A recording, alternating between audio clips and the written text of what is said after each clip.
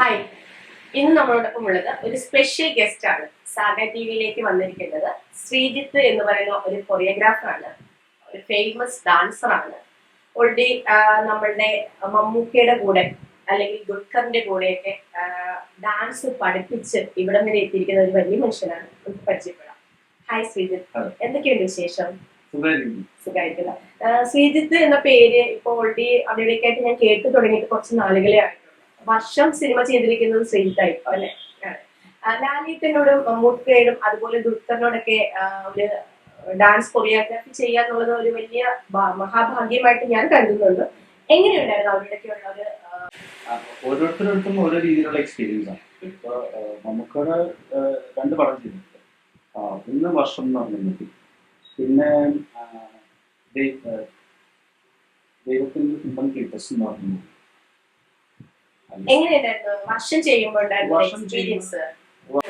വർഷം സിനിമയുടെ ഷൂട്ടിന്റെ രീതിയില് 2 ദിവസം ഷൂട്ട് ഉണ്ടായിരുന്നു. അന്ന് നമുക്ക് ഭയങ്കര ഹാപ്പി ആയിരുന്നു.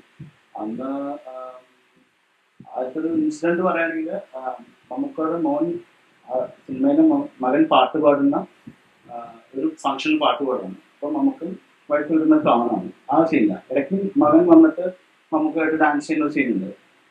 അതിൻ്റെ അകത്ത് ഒരു കറങ്ങുന്ന സീനുണ്ട്. രണ്ടുപേരും കൈ പിടിച്ചിട്ട് കറങ്ങുന്ന സീൻ. അപ്പൊ അതിൻ്റെ അകത്ത് നമുക്ക് ഞാൻ ചെയ്തോളാം, ഡമ്മി ഞാൻ ചെയ്തോളാം. അപ്പൊ അവന്റെ ക്ലോസ് ഷോട്ട് എടുക്കും, ഞാൻ ചെയ്തോളാം എന്ന് പറഞ്ഞിട്ട് ഞാൻ ചെയ്തോണ്ടിരിക്കുമ്പോൾ നമുക്ക് വന്നിട്ട് ഇനി ഞാൻ ചെയ്യാന്ന് പറഞ്ഞിട്ട് അതിൽ പോയിട്ടാണ്. അതിന് കുറച്ച് കഴിഞ്ഞിട്ടൊക്കെ എൻ്റെ അടുത്ത് പറഞ്ഞ് എന്നെ വിളിച്ചിട്ട് പറഞ്ഞ് അവരോട് അങ്ങനെ ചെയ്യാൻ പറഞ്ഞു. എനിക്ക് കുറച്ച് സജഷൻസ് ഒക്കെ. അപ്പൊ ഞാൻ ഭയങ്കര ഹാപ്പി ആയി. ആദ്യമായിട്ടുള്ള നമുക്ക് 2-3 കാര്യങ്ങൾ സംസാരിച്ചു എന്നോട്. അപ്പൊ നല്ലൊരു കോൺഫിഡൻസും കിട്ടി എനിക്ക്. അതാണ് നമുക്കുള്ള ഒരു എക്സ്പീരിയൻസ്.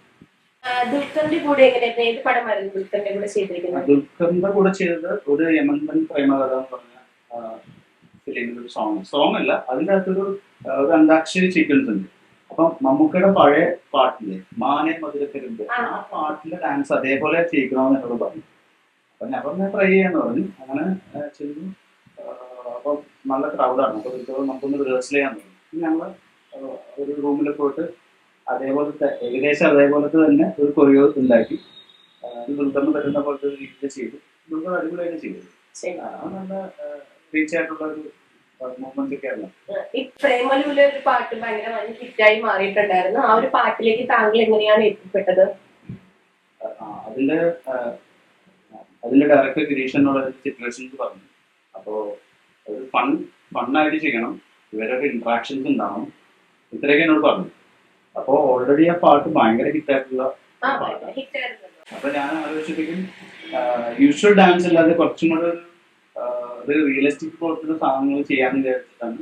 അങ്ങനെ ഈ രാധാകൃഷ്ണന്റെ കുറച്ച് പോസ്റ്റേഴ്സ് ഒക്കെ വെച്ചിട്ട് അങ്ങനെ ഒരു വൃന്ദാവൻ പോലത്തെ ഒരു സ്ഥലത്ത് അങ്ങനത്തെ ഒരു രീതിയിലാണ് അതിനെ അറേഞ്ച് ചെയ്തത്. പിന്നെ അതിന്റെ കൊറിയോഗ്രാഫി ഒക്കെ കുറച്ചുകൂടി സിമ്പിൾ ആയിട്ടുള്ള ആൾക്കാർക്ക് റീച്ച് ചെയ്യുന്ന രീതിയിലുള്ള ഇതൊക്കെ ചെയ്തത്. പിന്നെ കൂടുതൽ ഇന്ററാക്ഷൻസ് ആണ് ഇതിലുള്ള മമിതയും ശ്യാമായിട്ടുള്ള ഇന്ററാക്ഷൻസ്. ശ്യാമ ആക്ച്വലി ഡാൻസറൊന്നുമല്ല. ഞാനപ്പോ ഡയറക്ടറിനോട് പറഞ്ഞ് ഡയറക്ടർ പറഞ്ഞ് ഇവർ തന്നെ ചെയ്തിട്ടുണ്ടോ. ഞാൻ പറഞ്ഞു ഒരു ദിവസം ഒന്ന് ചെയ്യിച്ചു നോക്കാം, എനിക്ക് അറിയാൻ പാടില്ല. അത് ഞാൻ പറഞ്ഞ ഡാൻസേഴ്സിനെ വെച്ച് ചെയ്യാന്ന് പറഞ്ഞു. ഇവരും ഡാൻസ് അപ്പൊ പുള്ളി പറഞ്ഞില്ല, അവരെ തന്നെ വെച്ച് ചെയ്യണം. അപ്പൊ ഞാൻ പറഞ്ഞു ഒരു ദിവസം സമയം ഉണ്ടാവും, ഒരു ദിവസം നമുക്കൊന്ന് ട്രൈ ചെയ്ത് നോക്കാം, എന്നിട്ട് ഇത് ചെയ്യുകയാണെങ്കിൽ നമുക്ക് അങ്ങനെ ചെയ്യാം. പക്ഷെ ഒരു ദിവസം അവർ ട്രയലിന് വന്നപ്പോൾ തന്നെ മമിത നന്നായിട്ട് ചെയ്യുന്നുണ്ട്, പിന്നെ മറ്റേ കുട്ടികളും ചെയ്യുന്നുണ്ട്. പിന്നെ 2 കുട്ടികൾ അവിടുന്ന് ക്ലാസ്സിൽ നിന്ന് അറേഞ്ച് ചെയ്തു. അങ്ങനെ 5 പേര് വെച്ച് ചെയ്തു. അന്ന് കുറച്ച് സമയത്തിന് വന്നിട്ട് പിന്നെ അവരെല്ലാം കഴിഞ്ഞിട്ട് പോയത്. ഈവനിങ് വരെ നിന്നതല്ല. ശ്യാമിന് അത്ര ഡാൻസ് ഒന്നും അറിയില്ല. ശ്യാമ ഭയങ്കര കോപ്പറേറ്റീവ് ആയിരുന്നു. എല്ലാം വെയിറ്റ് ചെയ്യുന്നു. ഞാനിപ്പോ എന്താ വെച്ചാൽ ആദ്യം തന്നെ കുറച്ച് സമയം കൊടുക്കും, കംഫർട്ടബിൾ ആവാൻ വേണ്ടി കുറച്ച് സമയം കൊടുക്കും. ആക്ച്വലി ഞാൻ കുറച്ച് സമയം കൊടുക്കും എല്ലാവരും. എന്നിട്ട് അവർക്ക് പറ്റുന്ന രീതിയിലുള്ള കൊറിയോഗ്രാഫി ചെയ്യും. അവർ കൂടെ എൻജോയ് ചെയ്യാൻ പറ്റിയ സംഭവം ചെയ്യുകയാണെങ്കിൽ കുറച്ചുകൂടെ അവരത് എൻജോയ് ചെയ്യും. അല്ലെങ്കിൽ വെച്ചാൽ ആ ഷൂട്ടിന്റെ സമയത്ത് അവർ ഒട്ടും എൻജോയ് ചെയ്യില്ല, ഭയങ്കര ടെൻഷനായിരിക്കും. ശ്രീജിത്ത് എന്ത് പേരിലാണ് അറിയപ്പെടുന്നത്? ശ്രീജിത്ത് ഡാൻസ് സിറ്റി എന്നാണ് പറയുന്നത്. ഡാൻസ് സിറ്റി എന്നാണ് അറിയപ്പെടുന്നത്. ഞാനൊരു ക്വസ്റ്റ്യൻ ചോദിക്കട്ടെ. ഈ ശ്രീജിത്ത് ഡാൻസ് സിറ്റി എന്ന് പറയുന്ന ഒരു പേര് ഇങ്ങനെ ഈ മീൻസ് വർഷം ലാലേട്ടനെ ഡാൻസ് പഠിപ്പിച്ചിട്ടുണ്ടെന്ന് ഞാൻ കേട്ടു. ലാലേട്ടനെ മമ്മൂക്ക, ദുൽഖർ, ഇപ്പൊ പ്രേമലു, ഹിറ്റായ സിനിമ, ഇത്രയും മാത്രം മൂവികൾ, ഒരു 10-40ഓളം മൂവികൾ ചെയ്തിട്ടുണ്ടായിരിക്കും അല്ലെ? ഇത്രയും മൂവികളിൽ കൂടി വന്നിട്ട് എന്തുകൊണ്ടാണ് നമ്മൾ ഇത്രയും ഡാൻസ് ഒക്കെ കാണുമ്പോൾ നമ്മൾ ഇതിന് പിന്നിൽ ആരാണ് നമ്മൾ ചിന്തിക്കാറില്ല, നമുക്ക് ഡാൻസ് ചെയ്യുന്നത് പോയാൽ അങ്ങനെയല്ലേ നമ്മൾ നോക്കാറുള്ളത്. ഇത്രമാത്രം മൂവികൾ ചെയ്തിട്ട് എന്തുകൊണ്ടാണ് ഇതുവരെയും മുൻനിരയിലോട്ട് വരാതെ മാറി നിൽക്കുന്നത്? അങ്ങനെയൊന്നുമില്ല, പ്രൊമോഷൻസ് അങ്ങനെ കൂടുതൽ അങ്ങനെ ചെയ്യാറില്ല. നമ്മൾ തേടി എത്തുന്നു, നമ്മൾ ചെയ്തു പോകും. വരുന്ന വർക്കുകൾ പേഴ്സണലി മമ്മൂക്കയോ ലാലേട്ടൊക്കെ വിളിച്ച് ഇതിനെ കുറിച്ചൊക്കെ ഡിസ്കസ് ചെയ്യോ അല്ലെങ്കിൽ അഭിനന്ദിക്കുകയോ ചെയ്യാറുണ്ടോ? ഇല്ല, ഇടയ്ക്ക് നമുക്ക് ഇടയ്ക്ക് ലാൽസാറായിട്ട് മെസ്സേജ് ചെയ്യാറുണ്ട്. എന്തെങ്കിലും കാര്യങ്ങളൊക്കെ നമ്മളെന്തെങ്കിലും തുടങ്ങാൻ പോകാനൊക്കെ മെസ്സേജ് ചെയ്യാറുണ്ട്. അപ്പൊ ഓർഡേഴ്സ് ഒക്കെ ഇടയ്ക്ക് കിട്ടാറുണ്ട്. അങ്ങനെ ഭയങ്കരമായിട്ടുള്ള കോണ്ടാക്ട്സ് ഇല്ല. പിന്നെ നമ്മൾ നേരിട്ട് കാണുമ്പോഴാണ്, ഒരു സെറ്റിൽ വെച്ച് കാണുമ്പോൾ ലാൽസാർ എന്തെങ്കിലും വർക്ക് ഉണ്ടെങ്കിലും വിളിക്കും. അപ്പൊ അവർ നമ്മളെ വിളിക്കും. അപ്പൊ അതിനെക്കുറിച്ച് ആ സമയത്തൊക്കെ ആയിരിക്കും നമ്മള് സംസാരിക്കുക. ഏതായിരുന്നു പോപ്പുലർ ആയിട്ടുള്ള ഒരു മൂവി? ഏതായിരുന്നു പോപ്പുലർ ആയിട്ടുള്ള മൂവിയിൽ ആദ്യം ചെയ്ത മൂവികളിൽ ഡാത്തടിയ എന്ന് പറഞ്ഞ മൂവി പോപ്പുലർ. അതിന് നല്ല ടഫ് സ്റ്റെപ്പ് സീക്വൻസ് ഒക്കെ കൊണ്ടുപോയിട്ട് ചെയ്തിട്ടുണ്ട്. ആരെ കൂടെയാണ്, ഏതൊരു ആർട്ടിസ്റ്റിന്റെ കൂടെയാണ് ഏറ്റവും നന്നായിട്ട് പെർഫോമൻസ് ചെയ്യാൻ കഴിഞ്ഞത്?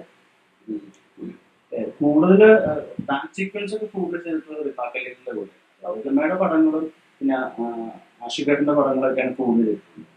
ആഷിഖേട്ടന്റെ പടങ്ങൾ ഇപ്പൊ ഡാത്തടിയെ തുടങ്ങിയിട്ട് എല്ലാ പടങ്ങളിലും ഇപ്പൊ ലേറ്റസ്റ്റ് ചെയ്തിട്ടുള്ള റൈറ്റ് ടോപ്പ് വരെ ഞാൻ ചെയ്തിട്ടുണ്ട്. ഗൗതമയുടെ പടങ്ങള് നീലവെളിച്ചമൊക്കെ ഞാൻ ചെയ്തത്. അതിന്റെ ഫുൾ ഡാൻസ് സീക്വൻസ് ആണ്. നല്ലൊരു സെറ്റ് ഏതായിരുന്നു നന്നായിട്ട് നമുക്ക് ചെയ്യാൻ പറ്റിയ ഒരു സെറ്റ്? നീലവെളിച്ചം നല്ലതായിരുന്നു. ഓൾമോസ്റ്റ് സെറ്റുകളൊക്കെ നല്ലതാണ്. നീലവെളിച്ചത്തിലൊക്കെ കുറച്ചുകൂടെ നമുക്ക് അതൊരു വലിയ വാസ്റ്റ് ആയിട്ടുള്ള ഒരു പ്രൊഡക്ഷൻ ആയിരുന്നു. അപ്പൊ നമ്മൾ ചോദിച്ച കാര്യങ്ങളൊക്കെ അവർ പ്രൊവൈഡ് ചെയ്തിട്ടുണ്ട്. അപ്പൊ അതിന്റെ ഒരു പിക്ചറൈസേഷനൊക്കെ നമ്മൾ എനിക്ക് തോന്നുന്നത് 2 months മുന്നേ അതിന്റെ ഡിസ്കഷൻ തുടങ്ങിയായിരുന്നു. ഒരു 1 month റിഹേഴ്സൽ എടുത്തായിരുന്നു. പിന്നെ ഒരു 3 days ഷൂട്ട് ഉണ്ടായിരുന്നു. 1 day ഷൂട്ട് റിഹേഴ്സൽ ഉണ്ടായിരുന്നു. അപ്പൊ നമ്മൾ ഉദ്ദേശിച്ച പോലെയും പറഞ്ഞ പോലെയൊക്കെ എല്ലാം പ്രൊവൈഡ് ചെയ്തുകൊണ്ട് അത് നന്നായിട്ട് ചെയ്യാൻ പറ്റും. അതുപോലെ തന്നെ ലേറ്റസ്റ്റ് മൂവിയിലും അങ്ങനെ തന്നെയാണ് ചെയ്തത്. ശരിക്കും പറഞ്ഞാൽ വലിയൊരു കലാകാരനാണ് എന്റെ മുന്നിൽ ഇരിക്കുന്നത്. മമ്മൂക്കെ പോലുള്ള അല്ലെങ്കിൽ ലാലേട്ടനെയൊക്കെ ഡാൻസ് പഠിപ്പിക്കുക തന്നെ ചെയ്തിട്ടുണ്ട് അല്ലേ? അപ്പൊ ലാലേട്ടനെയൊക്കെ പഠിപ്പിച്ചെന്ന് പറയുമ്പോൾ തന്നെ നമുക്ക് അറിയാലോ, ഒരു ഭയങ്കര ഞാനിപ്പോ ഓൾറെഡി ഉള്ളിൽ തോന്നി ലാലേട്ടനെ ഡാൻസ് ചെയ്യാൻ അതൊരു വലിയ ഭാഗ്യമായിട്ടാണ് ഞാൻ കരുതുന്നത്. അപ്പൊ താങ്കൾക്ക് ഇതിലൂടെ പറയാൻ വേണ്ടിയിട്ടുള്ളത് എന്താണ്? ഇപ്പൊ ലാലേട്ടനെ പോലെ ഇങ്ങനെ ഒട്ടനവധി പ്രമുഖരായ ആർട്ടിസ്റ്റുകളുടെ ഉള്ള ഒരു ജേണി പിന്നെയുണ്ട്. ഡാൻസ് പെർഫോം ചെയ്യുക, അത് പൊതുവെക്കാർക്ക് നമ്മളൊരു പാഷനാണ്. അപ്പൊ അത് ഏത് തരത്തിലുള്ള മൂവി സോങ്സ് കിട്ടിയാലും ചെയ്യണം. ഞാൻ പലതരത്തിലുള്ള ഡാൻസ് ഫോംസ് പഠിച്ചിട്ടുണ്ട്. അപ്പോൾ ഇതെല്ലാം ഓരോ പ്രാവശ്യം നമ്മൾ എക്സ്പെരിമെന്റ് ചെയ്യും. അപ്പോൾ അങ്ങനത്തെ കാര്യം ഇഷ്ടമാണ്. അപ്പോൾ ചില ഡയറക്ടേഴ്സ് നമ്മളോട് ചോദിക്കാറില്ല, അപ്പോൾ ഇങ്ങനെയൊക്കെയാണ് പുതിയ ഐഡിയാസ് ഒക്കെ കിട്ടുക. അപ്പൊ നമ്മൾ നമ്മളായിട്ടുള്ള ഐഡിയാസ് പറയും.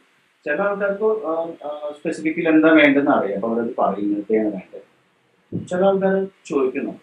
അപ്പോൾ ലേറ്റസ്റ്റ് ചെയ്തിരിക്കുന്ന റൈഫിൾ ക്ലബില് നമ്മൾ അങ്ങനെ ചെയ്യും. അപ്പോൾ ഇത് ഓൾഡ് 90s ഒരു സ്റ്റോറിയാണ്. 90s നടക്കുന്ന ഒരു സ്റ്റോറി. ഇപ്പൊ അങ്ങനത്തെ ഒരു ഡാൻസ് സീക്വൻസ് ആണ് വേണം. അപ്പോൾ ഈ 90s ബ്രോഡ്വേയിലൊക്കെ എന്തായിട്ടുള്ള ജാസ് എന്ന് പറഞ്ഞ സ്റ്റൈൽ. അപ്പൊ അതിനെ ബേസ് ചെയ്തിട്ട് ഞാനൊരു കൊറിയോഗ്രാഫി. അപ്പൊ ആ ജാസ് സ്റ്റൈൽ ആക്ച്വലി ഞാൻ പഠിച്ചിട്ടുണ്ട്. അപ്പൊ അതിന്റെ ഒരു എലമെന്റ്സ് ഒക്കെ വെച്ചിട്ടാണ് ആ ഒരു കൊറിയോഗ്രാഫി. അതിന് വേണ്ടി പഠിക്കാൻ തന്നെ ഭയങ്കര ബുദ്ധിമുട്ടാണ്. പഴയ സ്റ്റൈലാണ്, അല്ല അതിന്റെ ഒരു ഷാർപ്നെസ് ഒക്കെ ഇച്ചിരി ബുദ്ധിമുട്ടാണ് സ്റ്റൈൽ. അപ്പൊ അതിനു വേണ്ടി എനിക്ക് തോന്നുന്നത് ഒരു 2-3 weeks ഒക്കെ റിഹേഴ്സൽ ചെയ്തു. ഡാൻസസ് ഒക്കെ വന്നുകൊണ്ട് വളരെ കഷ്ടപ്പെട്ട് അവരെ പഠിച്ചു. ആക്ടേഴ്സും ഒക്കെ എല്ലാവർക്കും എക്സ്പെരിമെന്റ് ചെയ്യാൻ ഇൻട്രസ്റ്റ് ആയി. അപ്പൊ അങ്ങനെ പല ആൾക്കാരുടെ കൂടെ പല രീതിയിലുള്ള ചെയ്തു. ആർട്ടിസ്റ്റായിട്ടും എല്ലാവരും നല്ല കോപ്പറേറ്റീവ് ആയിരിക്കും. പുതിയ പുതിയ കാര്യങ്ങൾ ചെയ്യാൻ അവർക്ക് ഇഷ്ടമായിരിക്കും. റിപ്പീറ്റേഷൻ ചിലപ്പോൾ അവർക്ക് ബോറടിക്കുമായിരിക്കും.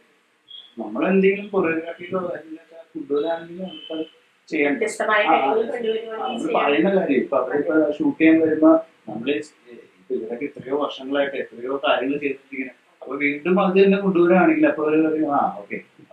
പക്ഷെ നമ്മൾക്ക് അവർക്ക് ചാലഞ്ചിങ് ആയിട്ട് എന്തെങ്കിലും കൊടുക്കുവാണെങ്കിൽ, ഇതുപോലെ തന്നെ ചാക്കോസിനെ ഒരു അവാർഡ്സിനെയാണ് പഠിപ്പിക്കുമ്പോൾ അതിന് മുന്നേ സിനിമയിൽ ചെയ്തപ്പോൾ ഞാനിങ്ങനെ ഷോർട്ട് ഞാൻ പറഞ്ഞ് കപ്പിത്താനം മൂവ്മെന്റ് കൊണ്ട് തന്നെ പറഞ്ഞ ഓക്കെ അതൊരു പ്രശ്നം അല്ല ഇത് ടേക്കിലാണ് എടുക്കുകയുള്ളൂ. അപ്പൊ എനിക്ക് അത്രയും റിഹേഴ്സൽ മതി, അത്രയും ടാലന്റ് ആയതുകൊണ്ട് എനിക്ക് അത്രയും മതി. അത് കഴിഞ്ഞാലൊരു കൊറിയോഗ്രാഫിയുടെ ഒരു സ്റ്റേജ് പോലെ ഞാനിങ്ങനെ ഒരു മൂവ്മെന്റ് ഫുട്ബോൾ ചെയ്തു മതി. അപ്പൊ അത് ടഫാണ്. അപ്പൊ എന്നത് ചെയ്തിട്ട് അതൊന്നും കാണിക്കുന്ന പറയാം. അപ്പൊ ഞാൻ അങ്ങനെ കാണിക്കും. പിന്നെ പുള്ളിയൊക്കെ ഒരു പ്രാക്ടീസ് ചെയ്ത് ഒന്നും കാണിക്കും. അപ്പൊ പുള്ളിക്ക് അത് ഇൻട്രസ്റ്റ് ആയി ചെയ്യാൻ.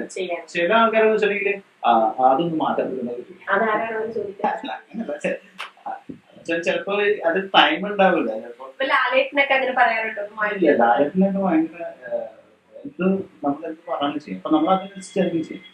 ലാൽ സാറൊക്കെ ഭയങ്കര കോപ്പറേറ്റ് വരും. ലാൽ സാറിന് ഇപ്പൊ ഒരു ദിവസം ഇതുപോലെ തന്നെ ഡയറക്ടറിനോട് പറഞ്ഞ് ലാൽ സാർ ഇപ്പൊ വിളിക്കും എന്ന് പറഞ്ഞ് ഫോൺ വെച്ചിപ്പിക്കുന്ന ലാൽ സാർ ഇപ്പൊ അപ്പൊ എന്താ ചെയ്യേണ്ടേ ഞാൻ പറഞ്ഞു സാർ നമുക്കിങ്ങനെ ഒരു കോമ്പിനേഷൻ സാറിന്റെ പടങ്ങളുടെ ഒരു കോമ്പിനേഷനാണ് ചെയ്യുന്നത്. അപ്പൊ സാറ് പറഞ്ഞു അങ്ങനെയാണെങ്കിൽ നമുക്ക് അങ്ങനെ ചെയ്താൽ തന്നെ പറഞ്ഞു സാറിന്റെ മറ്റേ സിനിമയിലെ ഇഷ്ടമാണ് കുറച്ചും കൂടി ആക്ടായി പോകുന്നത്. നമുക്ക് അങ്ങനെ ചെയ്താൽ പിന്നെ നമുക്ക് അങ്ങനെ ചെയ്യാം. നമ്മളത് കറക്റ്റായിട്ട് പറയുകയാണെങ്കിൽ കമ്മ്യൂണിക്കേഷൻ നന്നായിട്ടുണ്ടെങ്കിൽ അവരത് അക്സെപ്റ്റ് ചെയ്യും. ചിലപ്പോൾ സമയത്ത് നമുക്ക് എന്താണെന്ന് പറയാൻ പറ്റത്തില്ല. നമ്മൾ ഒരു കൺഫ്യൂഷൻ ഉണ്ടെങ്കിൽ അത് നമുക്ക് കൺഫ്യൂഷൻ ഉണ്ടാകാൻ പാടില്ല. അവരോട് പറയും. നമ്മളിലേക്ക് ഒരു ക്ലിയർ ആയിട്ടുള്ള പിക്ചർ നമുക്ക് ഉണ്ടാവണം. എന്താ പഠിപ്പിക്കാൻ പോകുന്നത്, എന്താ ചെയ്യുന്നത്. ചിലർക്ക് അങ്ങനെ ഉണ്ടാവില്ല, ചില സമയത്ത് നമുക്കുണ്ടാവില്ല. അപ്പൊ അങ്ങനെ ഉണ്ടെങ്കിൽ എല്ലാവരും ഓക്കെ. മമ്മൂക്കയാണോ ദുൽഖറിനെയാണോ കൂടുതൽ എളുപ്പം ഡാൻസ് ചെയ്ത് പഠിപ്പിക്കാൻ എളുപ്പം? അല്ല, കൂടെ നമ്മൾ ചെയ്തിട്ടുള്ള ഡാൻസ് ആയിട്ടല്ലേ, നമുക്ക് സിറ്റുവേഷൻ സോങ്സ് ആണ് ചെയ്തത്. അപ്പൊ ആ സിറ്റുവേഷൻസിൽ ബിഹേവ് ചെയ്യാണ് ചെയ്യേണ്ടത്. നമുക്കൊക്കെ ഞാൻ അങ്ങനെ ഡാൻസ് ഒന്നും പഠിപ്പിച്ചിട്ടില്ല. അതേസമയം ലാൽ സാറിന്റെ ഡാൻസ് പഠിപ്പിച്ചിട്ടുണ്ട്. ദുൽഖറിന് ഡാൻസ് ആണ് ചെയ്തത്. ചെയ്യും, നല്ല ഏത് സൈഡിൽ ചെയ്യും. അങ്ങനെ ഫ്രണ്ട്ലിയാണ്. ഇപ്പോ ഒരു ആദ്യത്തെ ഇത് കഴിഞ്ഞിട്ട് ഞാൻ സ്വയംവരയുടെ ഒരു ഷോപ്പിന്റെ ഇനോവേഷൻ ഉണ്ട്. അപ്പൊ അതിലെന്നെ വിളിച്ചിട്ടുണ്ടായിരുന്നു ഒരു ഡാൻസ് പെർഫോം ചെയ്യാൻ വേണ്ടി. അങ്ങനെ ഞാനവിടെ നിൽക്കുന്ന എന്നെ കണ്ടപ്പോൾ തന്നെ പുള്ളി കെട്ടിപ്പിടിക്കാം. അത്രയും വലിയ ക്രൗഡിന്റെ പാട്ട്. അപ്പൊ അത്രയും നേരം ഞാനത് നിൽക്കുമായിരുന്നു. എല്ലാവരും നടക്കില്ല. ആ പുള്ളി ഞാൻ കെട്ടിപ്പിടിച്ച പുള്ളിക്ക് എല്ലാവരും നോക്കുപോയി.